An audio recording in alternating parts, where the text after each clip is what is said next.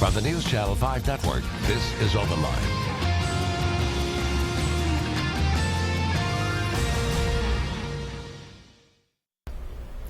Good evening, everyone, and welcome to Open Line on this Monday evening. So glad you're with us. I'm Carrie Sharp, and I am joined by Dr. Friday, our tax specialist, because we have less than a month to go until April 15th. So you know it's time to start thinking about taxes. Dr. Friday, thank you so much for being here. Thank you. Okay, taxes. Everyone kind of dreads them. Unless you're getting a big refund, then you might be looking forward to them.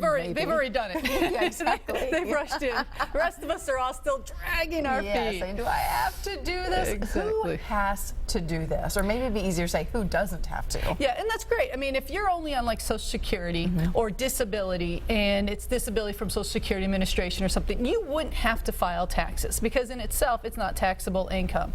But if you've earned, say, $6,000 or $7,000 and you're single and you're on that, again, you would not have to file taxes. So there's people on those lower incomes that may be filing every year thinking, oh, I've got to file, because we're kind of raised our entire life. What do we do by April 15th every year? We file a tax return no matter what. And so, you know, some of those people probably don't need to. And there's no credits available right now for people to file. Like in the past, there was some for property taxes, for example, and things that were on the tax code. It's not there right now. So there's those people that could save time, money, and the pressure of having to get to that deadline on time. Yes. So those would be people that you wouldn't. Now, there's some people that probably do need to file and haven't filed. So if you haven't filed, for example, 2012, and you do have a refund, because again, a lot of times people leave money on the table. Yes, amazing, millions and millions of dollars are out there. Exactly.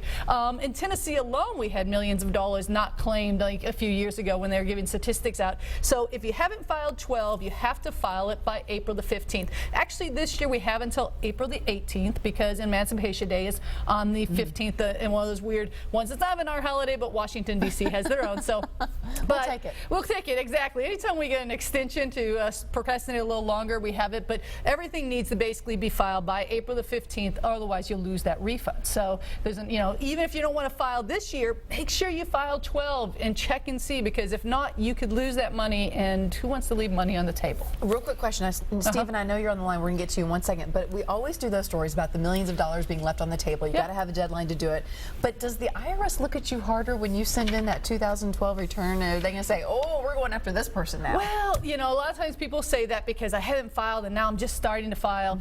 You know, I always think that you're kind of on the radar anyways. And the IRS will file taxes for most of us, but they're not going to send you a little love letter that says, oh, yes, we have money for you. Please file a tax return. It's not part of the policy. Only if you owe them money do they actually let you know. Yeah. So, you know, they're not going to be looking at you because you've been nice enough all these years to be giving them extra money. So, you know, why not take this year as well? So I don't think so. I think if you have IRS issues, you need to deal with it. If you don't, get your money. Yeah, absolutely. Okay, talk about getting money. Let's talk to Stephen. Stephen, what's your question tonight?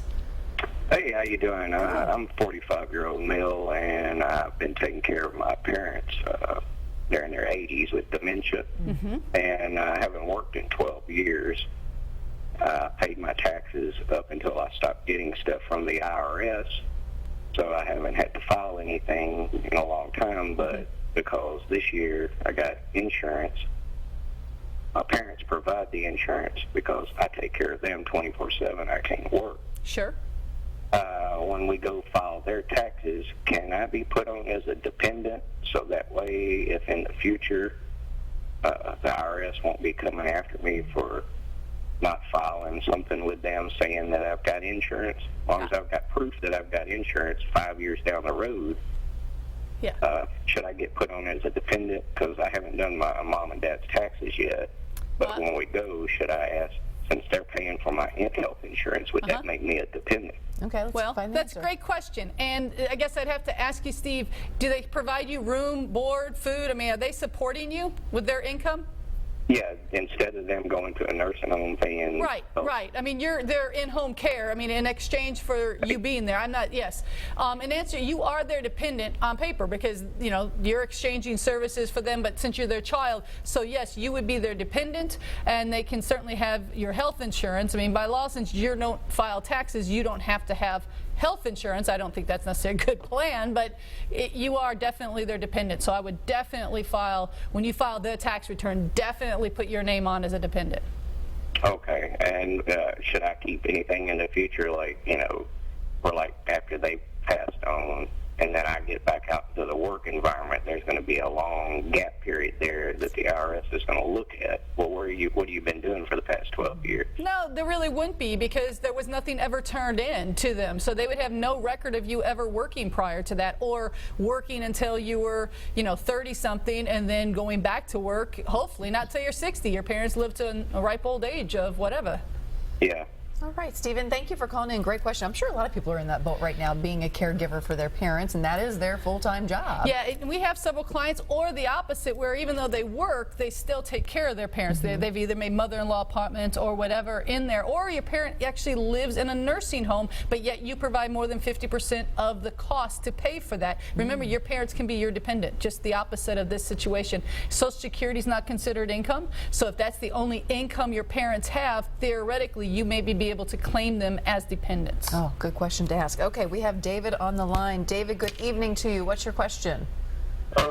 Yeah, I would like to know, like, when you, file and do something with somebody, that and they know how to do it, on the computer, and you have no papers or anything, and you don't be with do it with HR block or something, is that a good thing to do?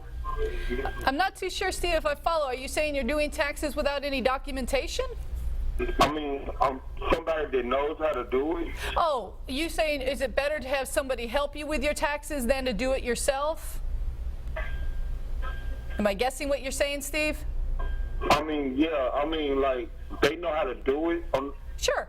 Well, absolutely. I mean, there are some people that can easily do their own tax return. If all you have is a W-2, I think you can probably figure out how to put those few little boxes on a tax form and file it without needing professional help.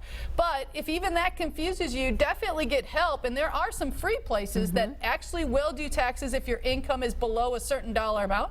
I'm not one of those companies, but just saying, just want to make that clear. But that being said, there are, and even on my website, we have a couple referrals, and I'm sure the station has some. But just keep in mind, if you need help, Steve, there are people out there, depending on your income. You can pay someone like H&R Block, or go to my services, or you can go to some of these free places, and they will assist you. So you definitely want to get some help. The only person I will tell you IRS no longer offers free assistance in tax preparation. Oh, good tip there. And David, I know we did a story not too long ago. The city is working with different agencies to help you out. So if I think you can call 411 or yeah, so I was trying to remember myself. And 411, sometimes they they'll can have hook you up with those screen. free agencies. So David, try that out. Hopefully it'll help you out. All right. I think maybe this is this Francis? Oh, she needs to turn her TV down. Francis, are you with us? Yes. Hi, Francis. What's your question tonight? I'm retired and I draw Social Security, but my retirement is not up to $25,000. Do I need to file at all? Well, there is what's called provisional income. And so may I ask how much your retirement is? About $19,000 and something. Do you know how much your Social Security is? No, I'm not exactly. Okay. Let's just say, would you say it's 15 or less? It's less than that, yes. Okay. So what you would take is half of your Social Security benefits, whatever that is, but for simple math, let's say it's 20, and so 10 of it would be what we have to take, plus the 19 would mean that you have $29,000 of income for provisional, and you would be required to file taxes. Oh, okay. Thank you. Okay? Francis, thank you for being with us. Great phone calls already. So we're going to keep those phone calls coming. Give us a call right now. Let's see, 6 of the 7 lines are open. So if you have a tax question, now is the time to call. The number is at the bottom of the screen, 615-737+. We're coming right back.